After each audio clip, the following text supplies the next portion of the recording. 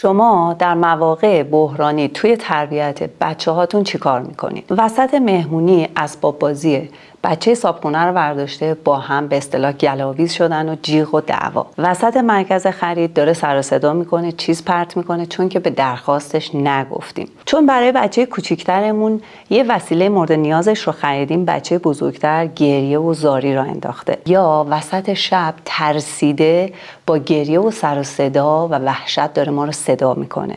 تو شرایط این چنینی شما چی کار میکنید؟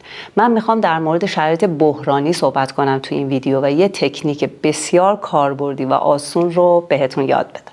سلام، من ناهید حاج مقصودی هستم و اینجا همراز روانشناسی. تمام سعیم اینه که مطالب علمی روانشناسی رو کاربردی و مورد استفاده شما والدین ارائه بدم.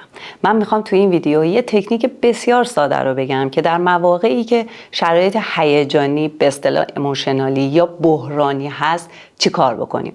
معمولا تو این جور مواقع ما هم استرس میگیریم، عصبانی میشیم، ناراحت میشیم و شرایط هیجانی تحت تأثیر قرار میده ما رو و انتخابهای خوبی نداریم، رفتار خوبی انجام نمیدیم. با این تکنیکی که میگم خدمتتون که 3 گام خیلی ساده داره میتونیم شرایط رو مدیریت بکنیم. اولین و ساده ترین اقدام این هستش که برای احساس بچه‌مون اسم بذاریم. یعنی اگه عصبانیه بهش بگیم عزیزم به نظر میاد عصبانی شدی. اگر ناراحته، اگر ناامیده، اگر ترسیده یا هر احساس دیگه‌ای که حس می‌کنیم تو اون شرایط بچه ما اون احساس و هیجان رو داره، اسمش رو پیدا کنیم و بهش بگیم، بهش انتقال بدیم در قالب یک کلمه یا یک جمله. گام دوم این هست که بهش بگیم باید تنفس‌های عمیق بکشی تا آروم بشی. پس یا بغلش میکنیم یا بهش میگیم که عزیزم لطفاً بشین یه لحظه، آروم بگیر، یکم نفس عمیق بکش، 2 تا 3 تا تنفس داشته باش تا بتونی بهتر فکر کنی. این جمله خیلی کلیدیه. بهتره تو شرایط بحرانی این جمله رو به بچه‌ها بگیم که اول آروم بشو تا بتونی خوب فکر بکنی. و گام سوم انتخاب یک رفتاره، یعنی یک اقدام، یک اکت باید داشته باشه. پس بهش میگیم خب حالا که آروم شدی به نظرت چی کار بکنیم؟ الان بهتره چه رفتاری داشته باشی؟ بیا با همدیگه فکر بکنیم. پس ما در گام اول و دوم با بچه‌مون همدلی کردیم. من در ویدیوهای قبلی خیلی تاکید به همدلی داشتم با بچه‌ها. وقتی به اصطلاح ایمپاتی یا سیمپاتی داریم، بچه احساساتش رو یعنی ما وقتی درک میکنیم اون آروم میشه. قدم بعدی هستش که بهش یاد بدیم که خب حالا که نشستی و آروم شدی بیا فکر بکنیم که چطوری این مسئله رو با هم حلش بکنیم.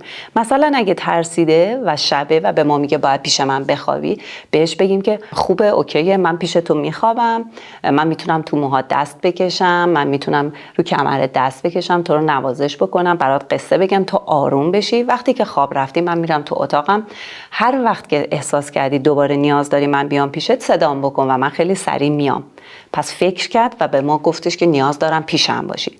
یا مثلا اگه مرکز خرید رو سر خودش گذاشته و داره سر صدا میکنه، ما با 2 تا گام اول هم احساس باهاش شدیم و آرومش کردیم، بعد میتونیم تو گام سوم بهش بگیم که خب من برات یه پیشنهاد دارم، ما میتونیم از این اسباب بازی که تو خواستی عکس بگیریم، دفعه بعد که نوبت تایم خریدن اسباب بازی شد اینو برای تو تهیه بکنیم.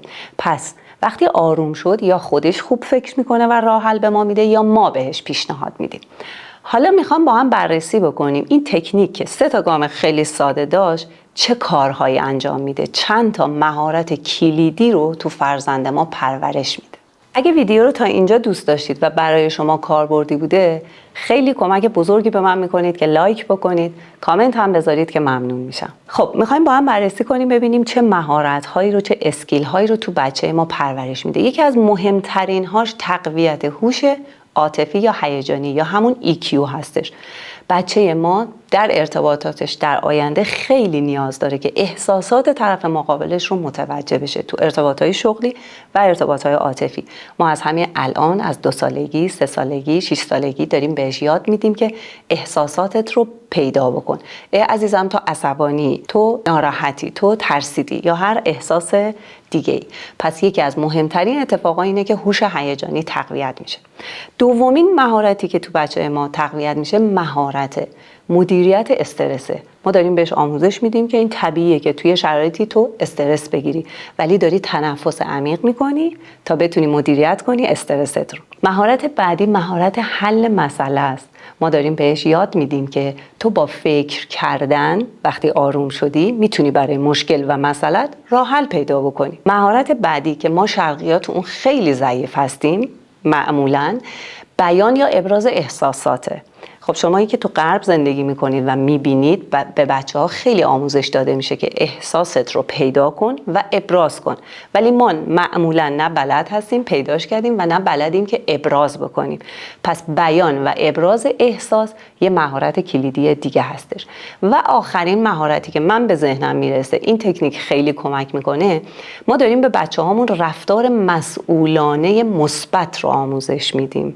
یعنی اینکه اوکی تو عصبانی میشی، ناراحت میشی، ناامید میشی، ولی اجازه نداری پرخاشگری بکنی. من و تو مسئول انتخاب رفتارهامون هستیم. باید فکر کنیم و رفتارمون رو انتخاب کنیم. خیلی وقتا شما پدر مادرها تو تایم مشاوره که با هم داریم به من از لجبازی بچه هاتون میگید. رفتار بسیار اذیت کننده هست. توی مهمونی، مرکز خرید، توی خونه، موقع انجام تکالیف یا دستوراتی که به بچه‌ها میدید و اونها انجام نمیدن. ویدیویی داره بهتون پیشنهاد میشه که دقیقاً در مورد لجبازی بچه‌ها صحبت کردم. اونجا چند تا راهکار میدم که مطمئنم اگر با دقت و توجه ویدیو رو ببینید و مراحلش رو انجام بدید این مشکل برای همیشه حل میشه.